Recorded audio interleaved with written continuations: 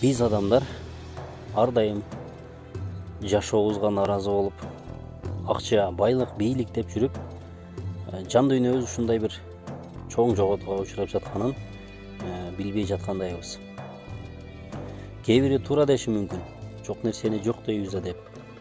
Бирок биз материалдык байлыкка азгырылып, чоң бир руханий жоготууга учурап жатабыз. Биз туугандан алыстап жатабыз. Биз достордон алыстап жатабыз. Эң өкүнүчтүүсү кээде үй бүлөдөн алыстап кетебиз. Азыр сезбешибиз мүмкүн. Акчага жетип алайын, анан туугандарга да, доска да, үй бүлөгө да жетишем дейбиз. Бирок акчанын түбүнө эч ким жеткен эмес. Биз жетебиз деп ойлойбуз. Бирок акчанын түбү жок.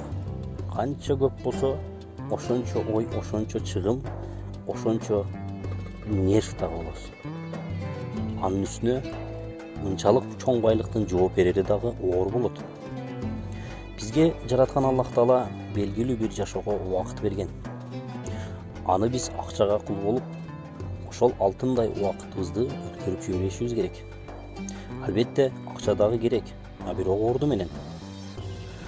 Убакытты сатып алуу, аркага жылдыруу бул мүмкүн эмес. Ошондуктан, урматтуу менин тууганым, келиңиз убакытты өткөрбөйлү.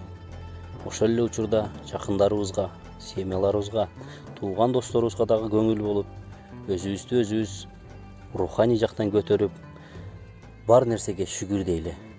Ошондуктан, урматтуу менин мусулман бир тууганым, баарына шүгүр келтирип, Аллах Таалага шүгүр келтирип, үй бүлөбүзгө көңүл бөлүп, байлык менен бийликке кул болбойлу, урматтуу достор, урматтуу мекендештер, урматтуу менин мусулман бир туугандарым. Биз акчага кул болбойлу, акча бизге кул болсун.